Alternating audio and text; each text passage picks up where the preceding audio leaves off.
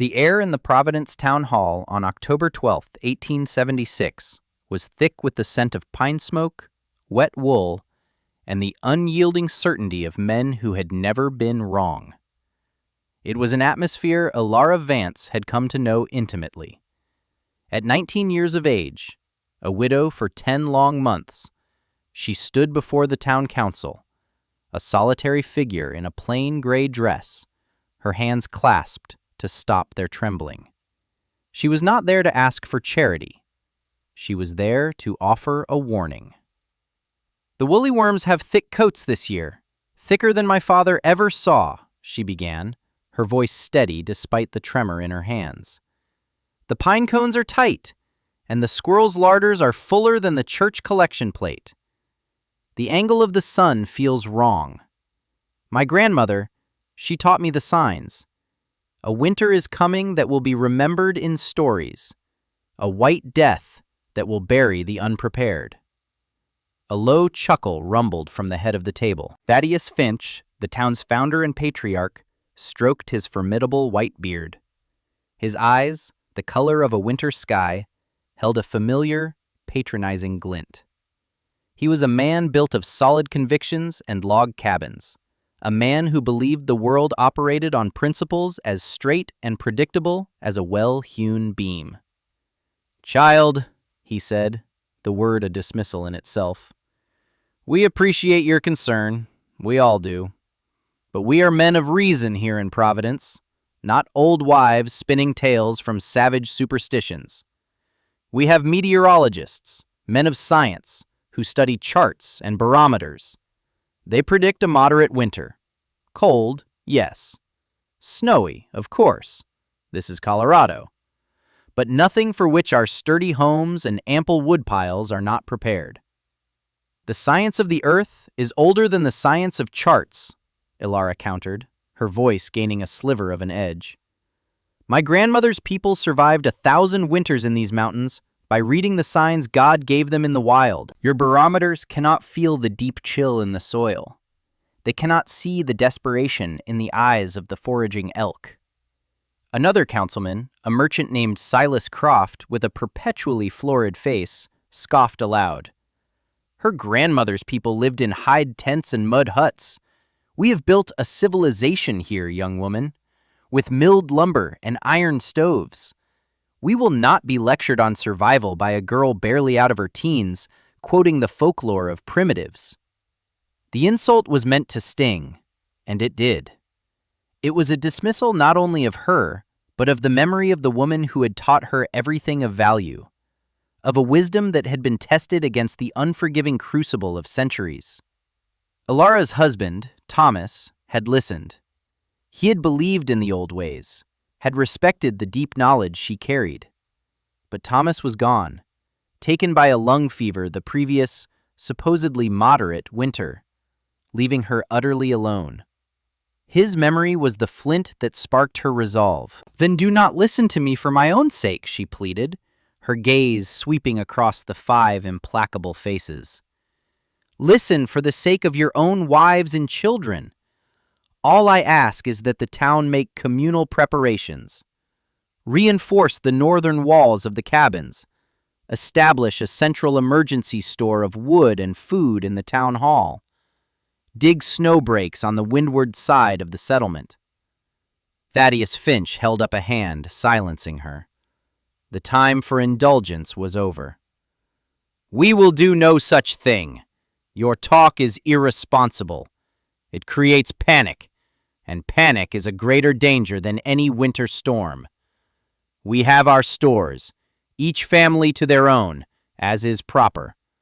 We have our faith in God and in the sound construction of our homes. Go home, Mistress Vance. Tend to your hearth and leave the governance of this town to its elected council." The verdict was absolute. There was no appeal. She was dismissed, a Cassandra in calico, her prophecies falling on the deaf ears of men who had walled their minds as securely as they had walled their town. As she walked out of the hall and into the crisp autumn air, the weight of their condescension settled upon her like a shroud. They saw a hysterical girl, They saw a grieving widow. They did not see the truth. They would not see it until it was buried beneath 10 feet of snow. She was 19 years old. She had $47 in silver coins, the last of the money from the sale of her husband's tools. She had a small plot of land a half-mile from the town proper, a windswept slope deemed too poor for decent farming. And she had a memory, an idea, a blueprint for survival, passed down from a people who knew the earth not as an adversary to be conquered, but as a partner to be understood. If the town of Providence would not prepare, then she would. Alone. Her plan was not for a cabin of hewn logs that stood against the wind, but for a shelter that hid from it. Her Ute grandmother had called it a winter home, a dwelling dug into the earth itself, a structure that borrowed its warmth from the deep, unwavering heart of the planet. The settlers would have called it a pit house, or more likely, a grave. Alara called it her only hope. On October 14th, 1876, she began the work. She chose her site with meticulous care, selecting a south-facing slope on her parcel of land. The location was critical. It had to be angled to catch the low arc of the winter sun, allowing its precious light and warmth to penetrate the shelter's heart. The soil was a mix of clay and rocky loam, difficult to work but structurally sound, less likely to collapse than the softer soil of the river valley. She spent the entire first day clearing brush and marking her dimensions with stakes and twine. The plan was for an excavation 12 feet wide and 24 feet long, oriented on a perfect east-west axis. The depth would be formidable, a full 8 feet below the surface. The labor was a brutal, relentless assault on her body. Her tools were basic: a sturdy spade, a pickaxe purchased for $2 from the skeptical town blacksmith, and a wheelbarrow with a squeaking wheel that became the constant, rhythmic companion to her toil. For the first week, she did nothing but dig. She rose before the sun, her muscles screaming in protest, and worked until the twilight bled from the sky, her hands raw and blistered despite thick leather gloves. Each shovelful of earth was a small victory, a measured act of defiance against the council's smug certainty. The growing pile of excavated dirt, which she carefully deposited on the north, east, and west sides of the pit, would become a critical component of the structure's insulation, a berm to deflect the killing winds. Townsfolk on their way to hunt or check traps would sometimes pause on the ridge above her land, watching her strange, frantic activity. They saw a lone woman digging a hole in the ground. They whispered among themselves. Some said grief had finally broken her mind. Others speculated she was digging for gold, a fool's errand on this barren slope. Not one of them offered to help. Their pity and derision drifted down to her on the autumn wind, but she did not look up. She simply dug. By the end of October, the pit was complete. It was a perfect, sharp-edged rectangle cut into the earth, the walls sheer and solid. Standing within it, the world was reduced to a narrow strip of sky overhead. The silence was profound, the wind a muted whisper far above. She had already descended below the frost line. The air at the bottom of the pit was noticeably warmer than the air at the surface, a tangible confirmation of the principle of geothermal heat. The earth itself was a reservoir of warmth, a constant 50 degrees Fahrenheit, and she was tapping into it. The next phase was the most dangerous and technically demanding: the roof. She could not afford new lumber, not at the prices Silas Croft charged at his mercantile. Instead, she spent 3 days scavenging the woods for fallen aspen and pine, dragging the logs back to her site one by one. She needed a central ridgepole, a strong, straight pine trunk that would bear the main load. It took her an entire day to find a suitable tree and another 2 to haul it into position over the pit, using a system of levers and sheer, desperate strength. She set the heavy ridgepole on two stout posts anchored at the east and west ends of the pit. Then, she laid smaller timbers as rafters, running from the central ridgepole down to the earth at the north and south edges of the excavation. The southern rafters were shorter, creating a steep angle for the glazed section that would act as a window. The northern rafters were longer, creating a gentler, sod-covered slope. She lashed every joint with wet rawhide, which would shrink and tighten as it dried, creating a bond almost as strong as an iron nail. The entire process was a slow, methodical puzzle, each piece of wood measured, notched, and fitted with painstaking precision. The cost of the rawhide and a new saw blade was $1.50. The most critical element was the southern-facing wall, which would not be a wall at all, but a window to the sun. This was where her $47 saw its greatest expenditure. She traveled to the next town, a day's ride away, and purchased several large panes of glass from a glazier who was replacing the windows on a saloon. They were old and slightly warped, but they were intact. The purchase cost her $27, a staggering sum that left her with little for provisions. The men in Providence used glass as a mark of status, a way to look out upon the world they were taming. For Alara, it was a tool for survival, a membrane designed to let heat and light in, but not let it out. She constructed a sturdy wooden frame for the glass, angling it at approximately 60 degrees to the horizontal. This specific angle was no accident. It was calculated to be perpendicular to the rays of the sun at the winter solstice, maximizing solar gain when the sun was at its lowest and weakest. She sealed the panes into the frame with a mixture of pine pitch and clay, a sticky, messy job that left her hands stained for days. It was the largest single component of the structure, and hoisting it into place was the most perilous moment of the entire construction. She used her lever system again, inching the heavy frame up the earthen ramp she had left at one end of the pit, her heart pounding with every creak of the wood. When it finally settled into place, flush and secure, she sank to her knees, overcome with exhaustion and relief.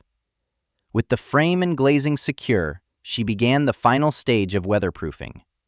She laid a thick layer of dried prairie grass over the northern rafters for insulation, followed by a layer of oiled hide to act as a waterproof membrane. On top of this, she carefully placed sawed bricks, cut from the tough prairie turf. She packed the excavated earth against the east and west walls and built it up into a thick, insulating berm over the northern roofline. When she was finished, the structure had all but vanished into the hillside. From the north, it looked like a natural mound of earth. Only the glint of the large, angled glass on the southern face betrayed its existence. The final details were matters of life and death. She constructed a small, efficient stove from scavenged sheet metal and clay, with a narrow flue pipe that rose through the sod roof. This was not for primary heating. The sun and the earth would provide that, but for cooking and for supplemental warmth during the darkest, coldest hours. More importantly, she engineered a ventilation system. She knew that an airtight shelter was a death trap. She dug a narrow trench, 6 inches in diameter and 20 feet long, running from the outside air, underground, and emerging through the floor at the back of the shelter. This pipe, lined with stones, would draw in fresh air, which would be pre-warmed by the earth before it even entered the living space. The stove flue would draw the stale air out, creating a constant, gentle circulation. This was the principle of passive ventilation, a concept utterly foreign to the builders of drafty log cabins. By November 20th, it was done. The interior was Spartan: a simple cot, a small table, and shelves carved directly into the earthen walls. She had stocked it with what she could afford: sacks of flour, beans, salted pork, and her small store of preserved vegetables from her summer garden. She had spent a full week hauling and splitting firewood, not a massive pile like the ones stacked against the cabins in town, but a modest, carefully protected supply she stored in a dry alcove near the entrance. Her calculations suggested it would be more than enough. The total cost of her winter home, including the glass, tools, and supplemental supplies, came to $39.25. The first snows came in late November, a light dusting that was gone by noon. Thaddeus Finch saw Elara in town as she purchased a final sack of oats. He nodded to her, a magnanimous smile on his face. "A mild start to the season, Mistress Vance," he boomed for all to hear. "Just as the charts predicted. I do hope you haven't exhausted yourself with your project on the hill." The men with him chuckled. "I am prepared, Mr. Finch," she replied, her voice even. "Are you?" His smile faltered for a fraction of a second. He simply shook his head, the gesture of a man dealing with a troubled mind, and turned away. Elara took her sack of oats and walked back to her hill, to the shelter that nobody understood. She did not feel anger, only a deep and profound sorrow. December arrived, and with it, a change. The sky took on a leaden, bruised look. The air grew still and heavy, carrying a biting cold that seemed to emanate from the ground itself. The usual chatter of birds and squirrels fell silent. A deep, oppressive quiet settled over the high plains. On December 18th, 1876, the first flakes of the great blizzard began to fall. They were not the gentle, drifting flakes of a normal snowfall. They were small, hard, and dense, like grains of sand driven by a rising wind from the north. Inside her winter home, Elara watched the sky through her great glass window. The sun, a pale disk in the morning, was soon obliterated. The world dissolved into a churning vortex of white. The wind began to moan, a low, mournful sound that steadily grew into a high-pitched, furious shriek. It was a sound of pure, elemental rage. She lit a single lamp and stoked her small stove to heat a pot of tea. The temperature inside the shelter held steady at a comfortable 62 degrees. The sound of the storm was a distant, muffled roar, the fury of a beast locked outside her door. The principles were holding. The thermal mass of the surrounding earth was absorbing and radiating a steady, gentle heat. The berms were deflecting the wind. The angled glass, even on this dark day, was capturing what little ambient light existed. In the town of Providence, the mood was different. For the first day, there was a sense of grim satisfaction. This was a proper Colorado storm, a test of their mettle. They had built their cabins well, with thick log walls and stone fireplaces. They had plenty of wood. They were pioneers, masters of this domain. By the second day, the satisfaction had begun to curdle into concern. The snow was piling up at an astonishing rate, burying fences and sealing doors. The wind, a relentless physical force, found every crack and chink in their construction, driving icy drafts into their homes. They had to burn their firewood at a prodigious rate just to keep the chill at bay. By the third day, December 20th, the concern had become fear. The snow was now 6 feet deep on the level and drifted into monstrous dunes over 10 feet high against the northern walls of the cabins. The wind had not ceased for a single moment. It tore at the roofs, dislodging shingles and packing snow into the attics. Several families found their wood piles, stacked neatly against the outside of their homes, completely buried under impassable drifts. The temperature outside plummeted to 20 degrees below zero, then 30. Thaddeus Finch sat in his large, well-appointed cabin, the finest in Providence. He had 2 fireplaces, and both were roaring. Still, the cold was a palpable presence in the room.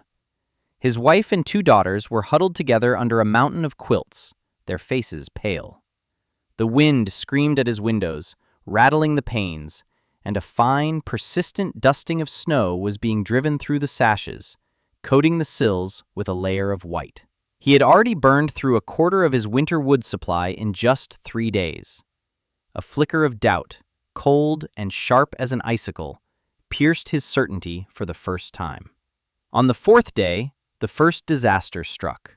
The roof of the blacksmith shop, not built to the same standard as the cabins, collapsed under the immense weight of the accumulated snow. The sound, a deep, groaning crack, followed by a thunderous whomp, was barely audible over the storm, but the smith and his family, who lived in an attached dwelling, were now homeless, forced to take refuge with their nearest neighbors, straining their already dwindling resources.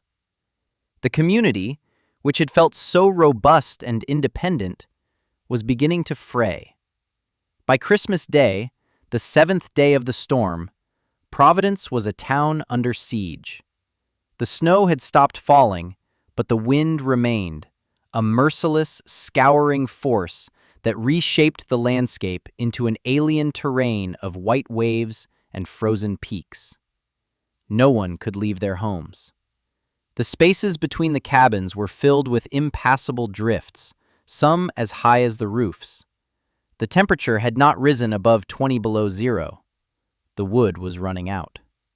Silas Croft, the merchant, had a large stock of firewood he intended to sell at an inflated price later in the winter. Now, he and his sons were forced to tunnel through the snow inside their own large barn just to reach it. The effort left them exhausted and frostbitten. In another cabin, a family began burning their furniture to stay alive. The carefully constructed civilization was being stripped down to its most primitive essentials: warmth, food, survival. The science of their barometers had failed them. Their sturdy log cabins, symbols of their conquest over nature, had become their frozen prisons. It was on the 8th day, December 26th, that the true desperation set in. The temperature dropped again, hitting an unthinkable 40 degrees below zero. At that temperature, exposed flesh would freeze solid in minutes. The very air seemed to crackle with cold. Thaddeus Finch's woodpile was gone.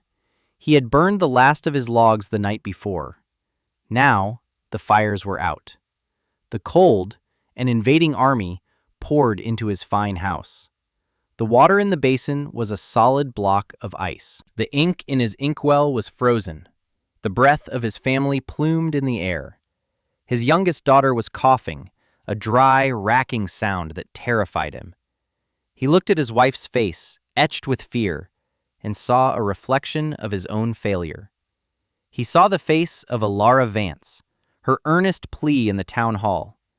He heard her words, not as the ravings of a hysterical girl, but as a prophecy he had arrogantly ignored. A meeting was held, not in the town hall, but by shouting through the walls of adjacent cabins.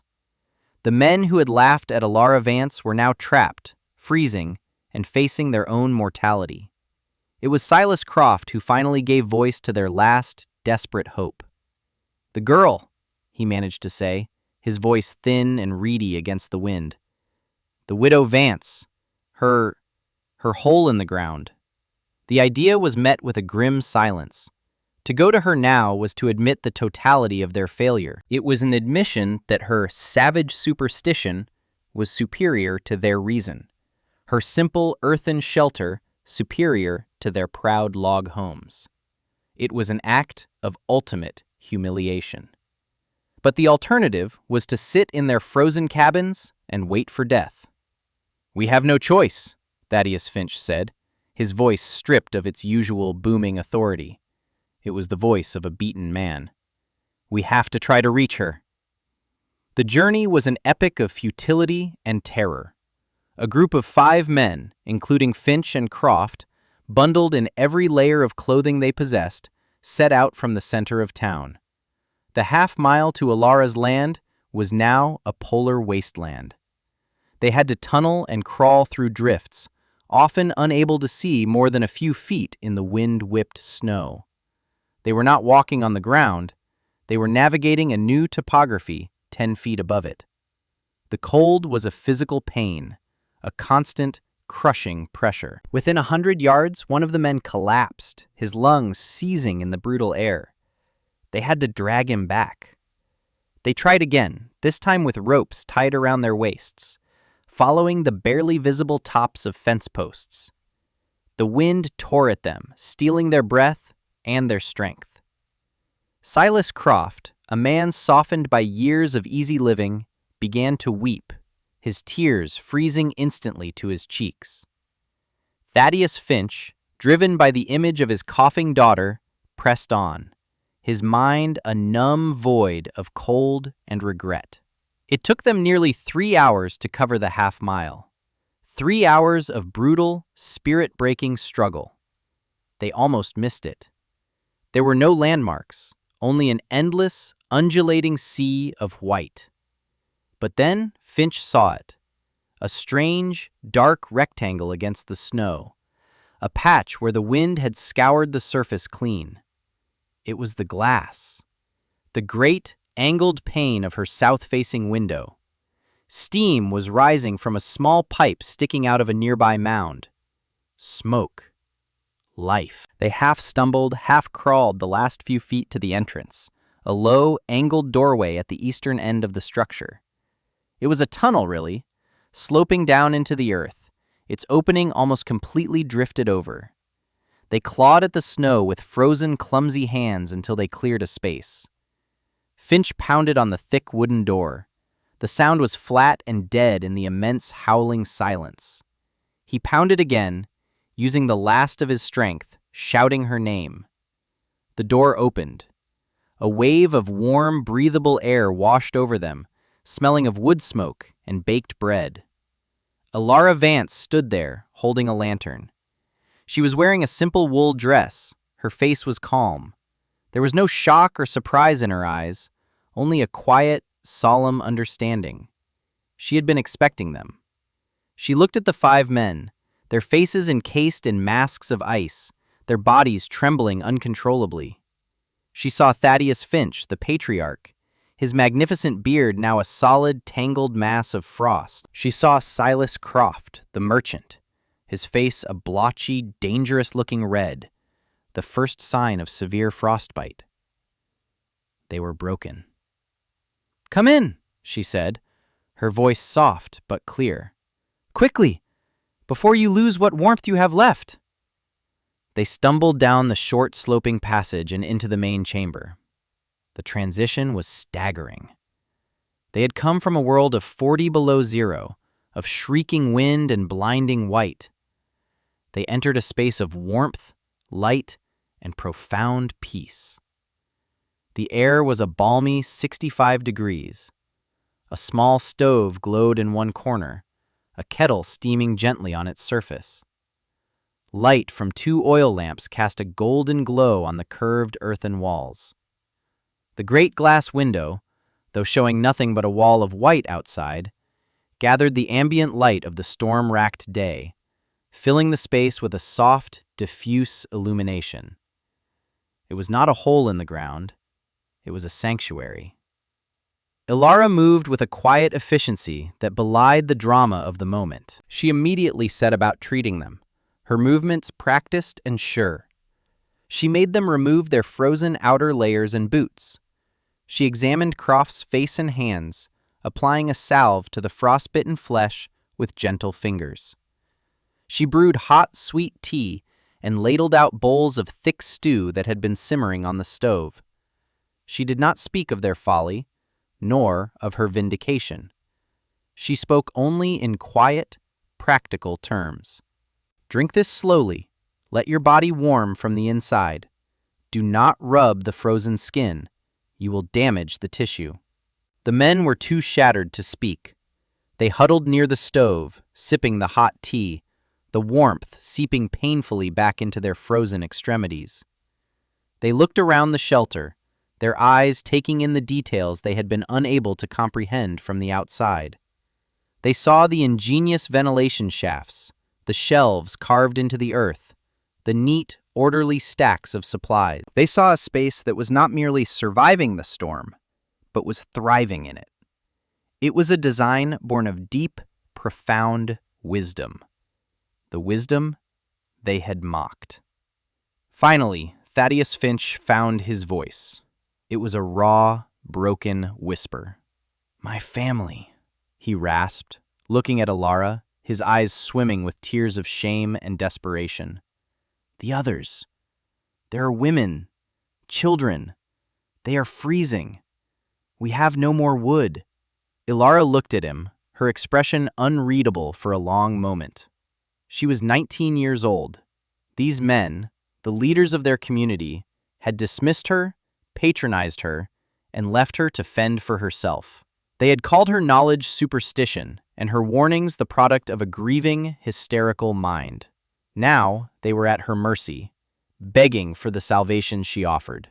She could have refused. She could have turned her back, as they had turned theirs on her. It would have been justice, of a kind. But the wisdom she had inherited was not about justice. It was about survival. It was not about the individual, but about the community. Her grandmother had taught her that the harshest winter can be survived if the people work together, sharing their warmth, their food, their strength. "There is room," she said simply, "and I have food and fuel enough, but you will have to bring them here. I cannot go out there." That was the beginning of the Great Rescue. Galvanized by the hope of survival, Finch and the others, after an hour of rest and warmth, formulated a plan. They would use the ropes from her supplies. They would work in teams.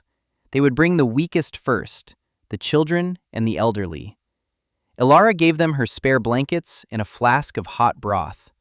She showed them how to wrap their faces to prevent their lungs from freezing. She was no longer the petitioner, the outcast. She was the commander. For the next 12 hours, the men ferried the people of Providence from their frozen cabins to the warmth of the winter home. It was a brutal, desperate exodus. They brought them in small groups, wrapped in blankets, sometimes carrying them through the deep, treacherous snow. With each group that arrived, the shelter grew more crowded, but Ilara's calm competence never wavered. She organized the space, tending to the sick, rationing the food, and maintaining the gentle warmth that was their salvation. By dawn of the next day, 27 people, what was left of the town of Providence, were huddled inside the earthen lodge.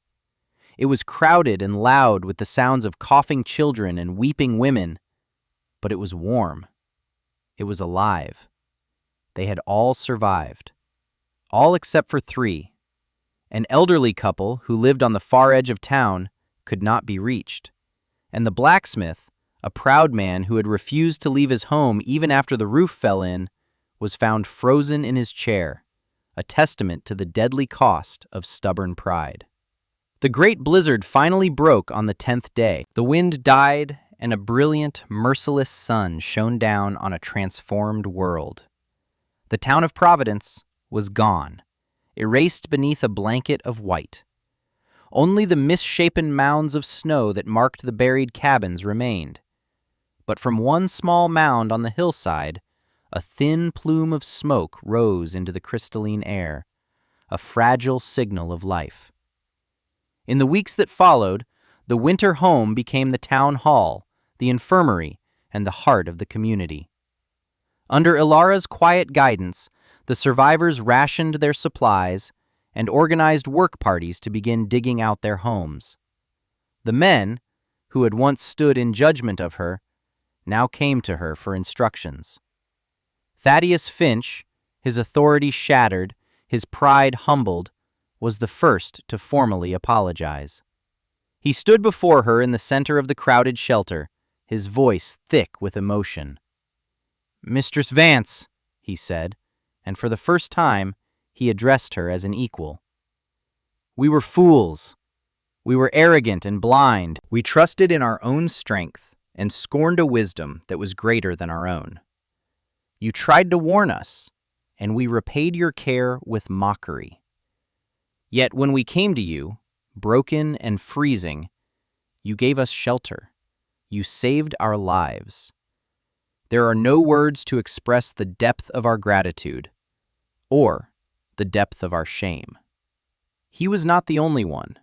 One by one, the other men of the council, The other townsfolk who had whispered and pointed came to her and acknowledged their error. It was a complete and total vindication. But Alara felt no triumph, no surge of pride. She only felt a profound sense of weary sadness for the lives that had been lost, for the suffering that could have been avoided. When spring finally came and the great melt began, the people of Providence did not rebuild their town as it was. They had learned a hard and bitter lesson. They began to build differently. They dug their new homes into the south-facing slopes, using Alara's winter home as the blueprint. They learned to read the signs and the cones and the coats of the animals. They learned that survival was not about standing against nature, but about living within its rhythms. Alara Vance never married again. She had no need of a man to give her status or a voice. She had earned that on her own. She became the town's sage, its teacher, the keeper of the old wisdom. They no longer saw her as a grieving widow or a hysterical girl. They saw her as their savior, the woman who had listened to the earth when they had refused to. She had been an outcast, alone in her hole in the ground. But in the end, her solitary folly had become everyone's refuge. Her vindication was not written in words of anger or retribution, but in the living, breathing community that survived because of her.